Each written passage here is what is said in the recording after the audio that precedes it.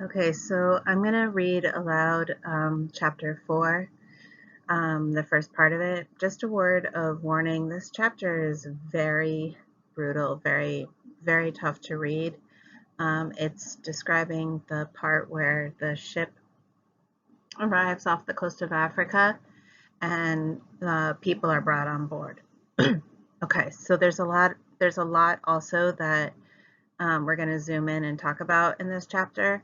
So careful listening. Okay. The Bight of Benin. Ned the carpenter had been unusually busy.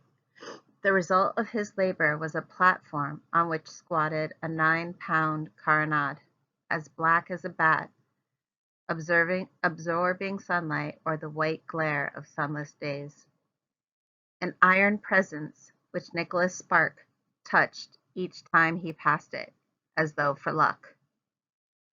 I didn't need Purvis to tell me we were soon to meet up with other men. The armament was enough. An American flag on the signal gaff would discourage the British from boarding us. The carronade would warn them we belonged to ourselves. Purvis had heard there was some kind of American warship that was supposed to prevent the trade. But with thousands of miles to patrol, there was small chance that we'd ever meet up with it. Beside, he said, there's the matter of the flag. What flags? I asked. The flags in the captain's quarters, Purvis said. It's this way, Jessie. If an American patrol should signal us and demand to board the ship, we'd run up a Spanish flag. And if they persisted, we'd show them a set of papers that would prove the Moonlight to be of Spanish ownership. But anyone could tell we're not. I tell you, such things are decided by papers, Purvis declared. If the papers are in order, nothing else matters. It works both ways. The Spanish slavers hire an American citizen to take on the passage with them. Then, if they're boarded by the British, the American puts on the captain's hat and takes command of the ship, flourishes his ownership papers, and threatens to sue the British naval officer who's dared to set foot on his deck. There's not so many willing to risk the penalty for boarding a ship and finding neither slaves nor equipment on it. I sailed once under a master who, though he grew rich from slaving, wasn't caught for 10 years. When he was finally boarded at the mouth of the Volta River, he was dropping slaves over the port side while his Portuguese servant was dressed up in captain's clothes, cursing the British as they scrambled up the starboard side. They couldn't prove a thing against him. But there are many against the trade, I said, irritated that Purvis was so satisfied with his argument. Oh, Jessie, don't you see? The British like to provoke us because we don't belong to them anymore. But they've outlawed slavery in their own country. Purvis stroked his chin and narrowed his eyes. You can be sure that they wouldn't have passed laws against slaving if they hadn't found something else as profitable. That's the way of things, Jessie. But you'll see, you're bound to get a bit of a share yourself at the end of this voyage. I felt the force of truth withheld and hidden behind Purvis's grin.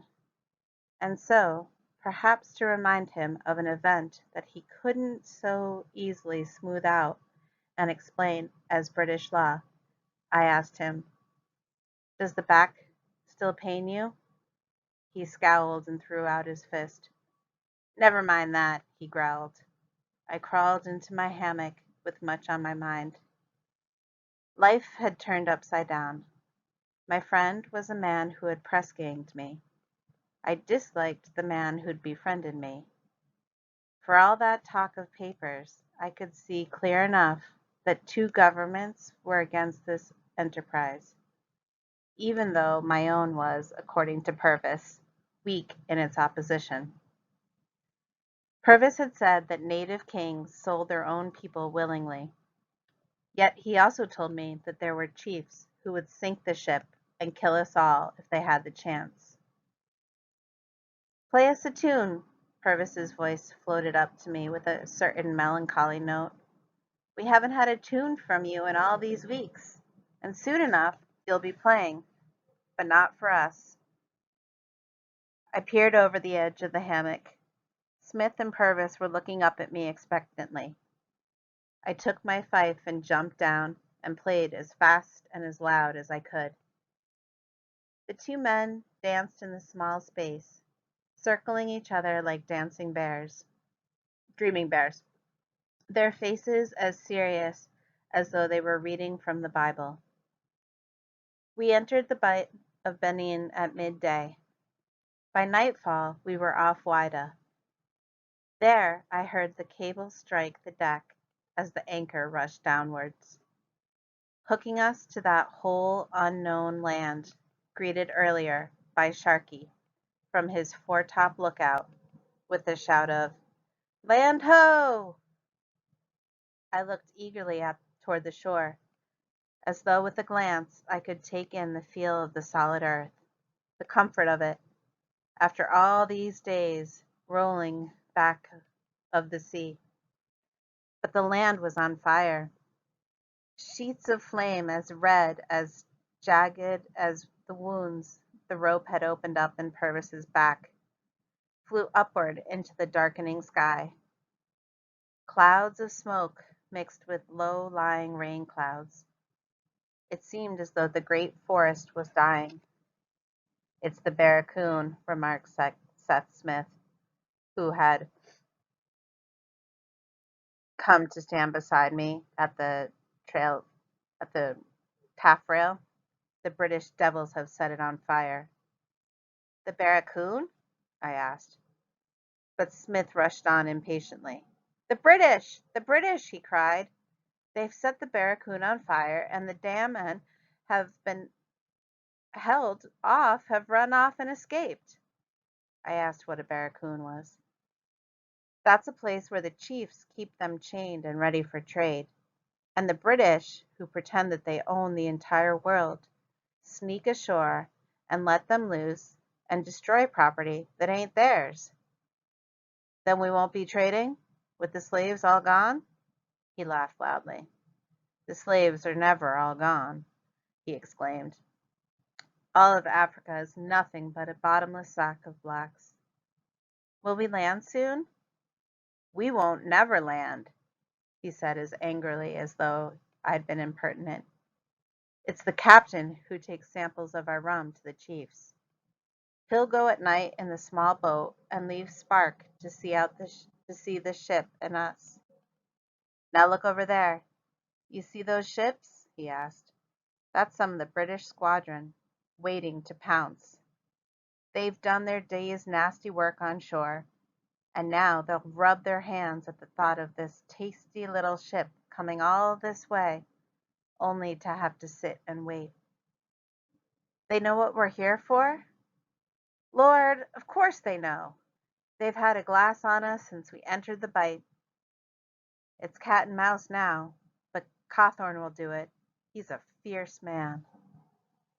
I looked away from the distant cluster of ships, back at the enormous fan of fire. Only through Purvis's stories had I been able to imagine the destructive power of the sea. Our voyage had been, except for a few days of calm, and a squall or two, without special incident. But I knew the horror of fire. Only 3 years ago, 107 houses had been eaten up by flames in New Orleans. And the smell of charred wood, the smoke, the fire that ran where it would, had frightened me so much that for many weeks I would not sit by the candles in our room. When they were lit at night, I stared into the little eye of the flame. I would see myself running through molten lakes like those our parson described when he shouted at us about hell awaiting sinners. "He'll go up and down the coast here," Smith continued, challenging as though daring the British ships and their crews. "Yes, he will, and along with the rum he'll carry the shackles the chiefs require for the slaves. Then, one night, they'll come to our ship, a long canoe filled to the brim with blacks, and the next night another canoe, so quiet you won't know it's alongside until the slaves are on deck, wailing and weeping and biting their own flesh. They're all mad, the blacks, and the British will sweat with rage, for they have no right to search us. The only danger for us is if the British are able to notify the American patrol. But I tell you, such a ship is only here to protect us against any damn abuse by the damned English.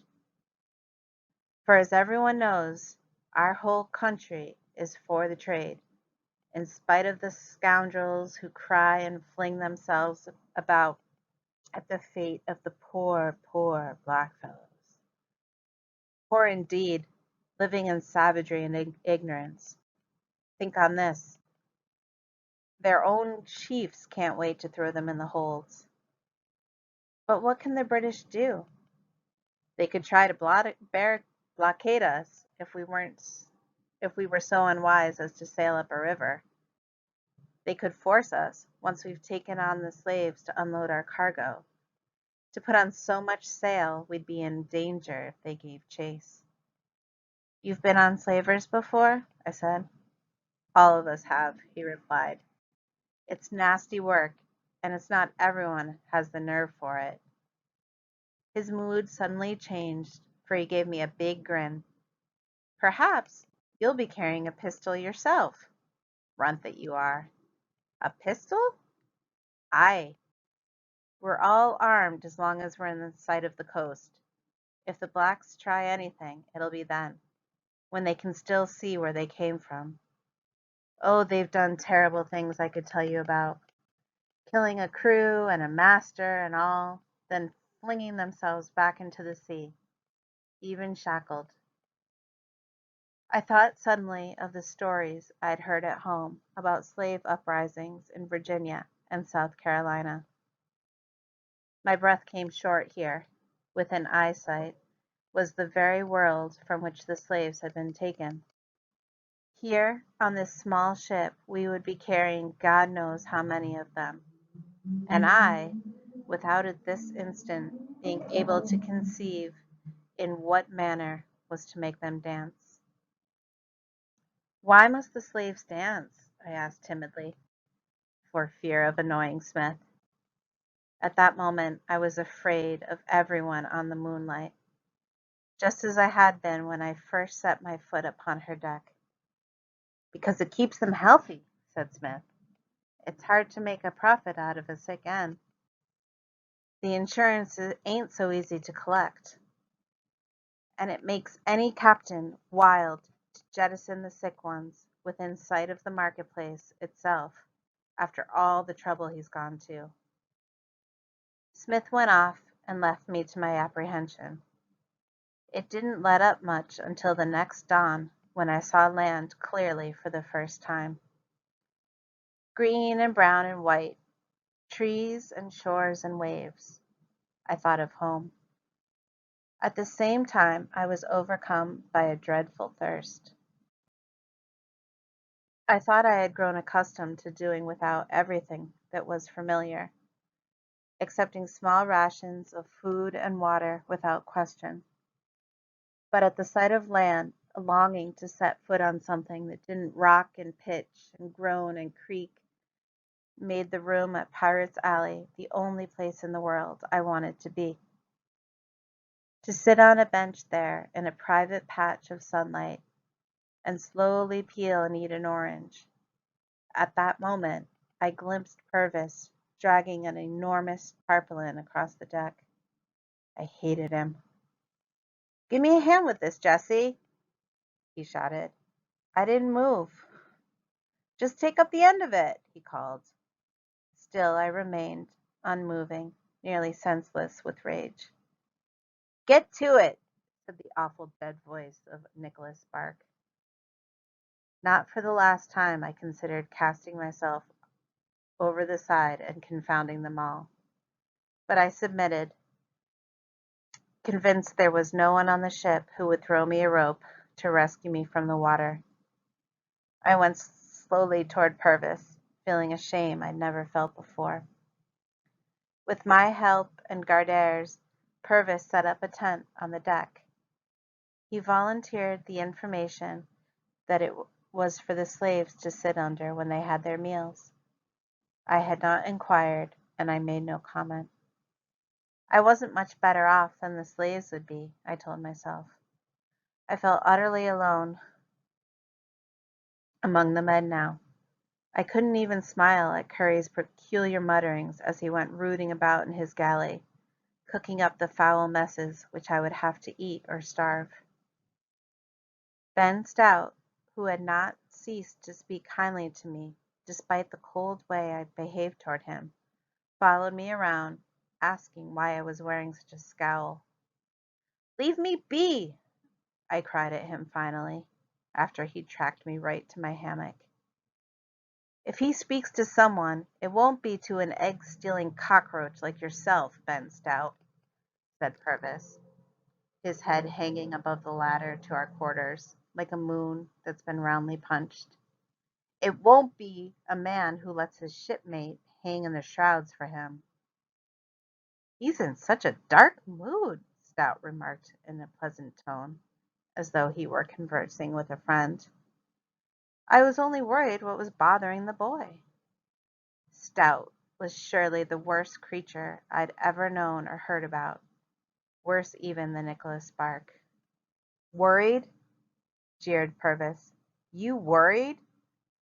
It's only that evil curiosity of yours that makes you want to poke and pry and fiddle. Jesse, come up on deck. Come now. There's a good boy. Don't sulk so. It makes us all worried. To be near the shore like this and not be able to walk on it. But think. Oh, the voyage is over. If the trade winds are good in just this time again, and richer too." I didn't move.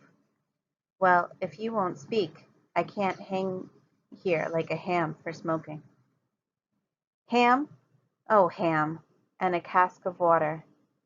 I stayed for a long time below, and I was left alone. Perhaps Purvis took pity on me and saw to it that I was not sent for. I softened a little in my feeling toward him, partly because he'd spoken my thoughts about the land teasing me there, so close, so out of reach. Time hung on. 3 days we sat there, like a wooden bird, the sky threatening rain, but rain never fell. Sharky got into the rum and staggered about the deck, shouting and cursing, until Spark laid him flat with a belaying pin. The blood ran from the wound and dried. I stared at his head with a hard heart. No one should have the advantage of me any more. I cast a murderous look at Spark's back. I kicked the mast and cursed. No one took notice. The great cauldron I'd seen Curry scrubbing was brought up on deck. The captain called all hands together and handed out pistols, but not to me or Purvis. "Not you, you serpent," he said to Purvis. "You might put a bullet through the head of my last hen." He said nothing to me. There were more than Sharky that got into the rum. At night, with the ship rang with snatches of blurred song, of shouted angry words, of broken silly laughter, and sometimes of blows given and taken. Only Ned and Ben Stout stayed sober, Ned observing the goings-on with an indifferent eye, Ben reading his small Bible by oil lamp with an aggrieved but forgiving look on his face. Once he assured me not to fear his mates. I hadn't asked him for any assurance, and told him so.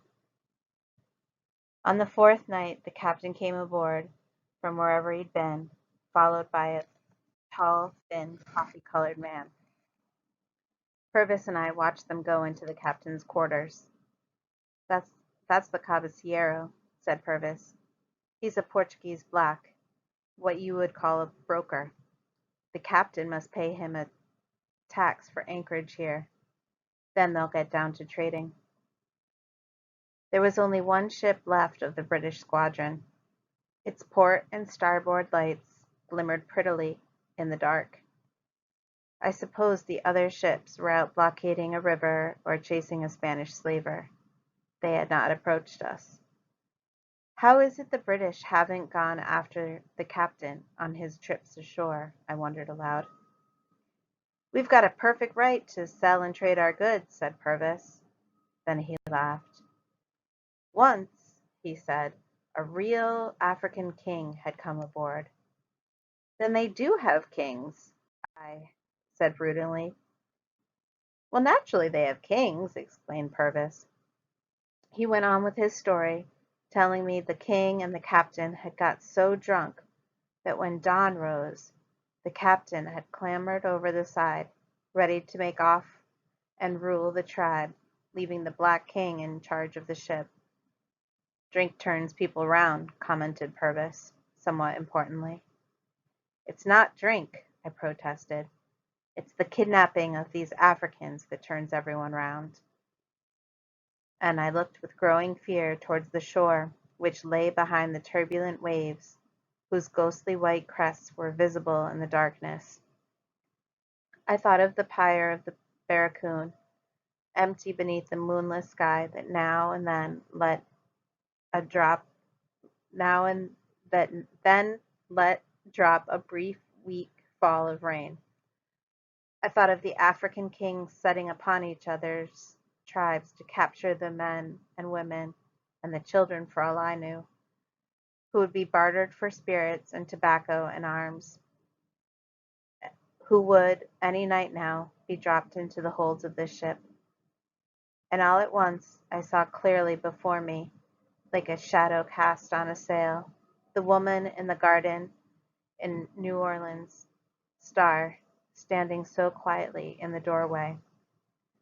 The world, I told myself, was a wicked place, as our parson had said, although he was a great fool. I turned to Purvis, wanting to tell him about the woman in the garden. He was staring down at me as though I was a cockroach, his jaw hanging loose, his hand raised above my head in a way I could not mistake. I ducked. Don't say such things, he bellowed. You know nothing about it. Do you think it was easier for my own people, who sailed to Boston 60 years ago from Ireland, locked up in a hold for the whole voyage, where they might have died of sickness and suffocation? Do you know my father was haunted all his days by the memory of those who died before his eyes in that ship and were flung into the sea? And you dare speak of my parents in the same breath with these? I know nothing about your father and mother, I said, in a voice that trembled. Beside, they were not sold on the block. The Irish were sold, he cried. Indeed, they were sold. They are not sold now, I muttered, but he raved on. I sank to the deck, covering my ears with my hands. How could he object to one thing and not the other? It made no sense at all. But my speculations were cut short. Purvis delivered a kick on my shin. I howled. As though he were cursing me, he said, Get those buckets in the hold. Hurry up about it, you nasty piece of business. What buckets? I asked, wiping away my tears, for he had really hurt me. Then, as a very small brown face rose above the rail as though it had flown up from the sea, it continued to rise slowly until its brown bare chest was visible. Then I saw dark hands around its waist. The hands lifted, the little girl's legs flew out, and I saw the head of a young man who had been carrying her. For a second she sat on the deck, looking all around her, her eyes huge with amazement. Then she crawled and jumped back toward the rail, but was forced back by the forward propulsion of the man who tottered over the rail, unable, it seemed, to bring his body any further. The child hugged the young man's neck frantically and buried her face in his hair. At that moment, Nicholas Spark bent his thin bent his thin length and gripped the man's back as though he were gathering up cloth, and yanked him altogether over, the chains around his ankle striking the deck with a violent clanging. The clanging never ceased as one after the other of the captives struggled over the rail and were dropped or dragged onto the ship. How long did it take? I'll never know. None of us moved. Later, after the thud of bodies and the rise and fall and sobs of the children had stopped, a group of nearly naked individuals sat hunched up beneath the tarpaulin we had rigged up. The captain was aft, speaking in low tones to the caballero, who, this time, was accompanied by a tall, black man carrying a whip. Spark stood close to the blacks, his pistol raised. Although many were silent now, some continued to lament. I prayed they would stop, for I had not drawn a true breath since the child's face had appeared at the railing, and I wondered, gasping, when I would again. "Purvis!" cried Sparks suddenly. "Get to that one!" Sparks' pistol pointed at a man who squatted by himself, somewhat apart from the others. His knees were tight against his chest. His head lolled in a strange way. Purvis ran to him, lifted him up, yanked him back and forth, punched his arms, and threw him about so violently I was sure they would topple overboard. The other blacks, except for the little girl who had been the first over the rail, turned away from the sight, but she ran crying toward the young man. "Grab her, Stout!" called Spark. Stout stepped forward and took the child by the hair, shoving her back among the others. He came back to where we were standing, smiling vaguely and rubbing his hand against his shirt. "Get a measure of rum, Jessie," Purvis shouted. I fetched it from the galley and ran to Purvis, who by now had backed the young man up against the rail. "Pour it in his mouth," Purvis said. "His mouth is shut," I said in a whisper. "Open it!" "How?" "Here," said Stout, suddenly appearing next to us. He took the cup from my hands, lifted it, then shoved it forcefully against the man's lips, grinding it back and forth like a shovel teasing hard earth, until trickles of blood dripped down the brown skin and onto Stout's fingers. I was aware the other blacks had grown silent. The only sound was the muttering of the captain's aft, and the crunch of the cup against teeth until the spilling moonlight revealed rum and blood mixed on the deck. When that night I lay in my hammock, I saw again and again my arm reaching up to the young man's dazed face, the rum dripping over the rim of the cup because of the trembling of my hand. I heard, hardly muffled by the timbers which separated me from them, the blacks groaning and crying out in the hold, and the world I had once imagined to be so grand, so full of chance and delight, seemed no larger and no sweeter than this ship. Before my tightly closed eyelids floated the face of the child, who after one glance at us seemed to comprehend her whole fate. I wished Purvis was nearby, but he was on extra duty above the hold. I heard Gardere snoring a few feet away from me. I could not bear the silence. I woke him. He grumbled threateningly and cursed me for a troublesome rat. "Why was that man treated that way?" I asked, ignoring his complaints. What man? The one who was forced to drink rum. Man? That Purvis was flinging about so. You mean him, I said. Gardere sighed and pointed to his sea chest. Get me some tobacco and my pipe, will you, lad? I handed him the articles he asked for. He took a long time lighting up. Then, expelling a cloud of smoke, he said, when they sit that way, their heads on their knees, not moving at all, you must get them on their feet and distracted, by flogging sometimes. They will die if left in that condition. But die? How? I don't know how. I've seen it happen though, I swear. They have no poisons, since they could not conceal them, being naked as they are. But somehow they die. Try holding your breath. You'll see the difficulty. I tried it myself once, after the first time I saw it happen. It bothers me to this day. It's a mystery. They ain't like us, and that's the truth.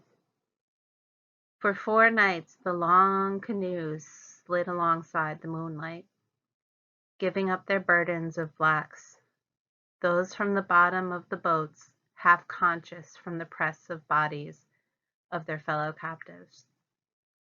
Some bleeding from the ankle shackles, which, as a consequence of the way they had been forced to lie, had bruised and broken their flesh. Each night the crew, after loading the canoes with rum and tobacco and a few rusty weapons, gathered on the deck. In silence, we watched the blacks drag themselves beneath the tarpaulin, at least those who were not kicked under it by Sparks' boots. The cabociero observed the arrival of his merchandise with unconcealed self-importance. Next to him stood the tall black man with his whip, whose expression seemed to me to be one of utter loathing for white and black alike, as though there was not a race of men he would claim his own. Only once Cawthorne shoved a man towards the cabociero. "A macaroon!" cried Cawthorne. "You dishonest heart, to try and trick me with inferior goods after all the concessions I've made you?" Purvis explained to me that a macaroon was a black too old for any use, or one with physical defects of some kind. "What will happen to him?" I asked. "It's none of our affair," growled Purvis, giving me a warning look. I had guessed by now that any interest, much less concern, I showed about the blacks meant to Purvis that I was demeaning his mother and father. It was as though there was a connection in his mind, unknown even to himself, between our living cargo and those Irish folk long dead, the story of their voyage a lingering and bitter glory in his memory. Our holds were pits of misery. 2 men were found dead the next morning. Stout dumped their bodies over the side as I dumped waste. Curry cooked up messes of horse beans on deck. Many of the slaves spat them out. They were given yams, a store of which had been brought aboard by the cabociero. These seemed to suit them better. But the yams, I learned, were only doled out while we were still in sight of land. Once at sea, they were doomed to a diet consisting largely of beans, with an occasional piece of salt beef taken from our own stores. Along with their 2 daily meals, they received a half pint of water. "More than we'll get," Purvis said. "When supplies run low, it's us who'll go without. There's no loss to Cawthorne if we starve to death or die of thirst." On our last morning, the little girl, the first to be brought aboard the Moonlight, was carried to the rail by Stout. He held her upside down, his fingers gripping one thin brown ankle.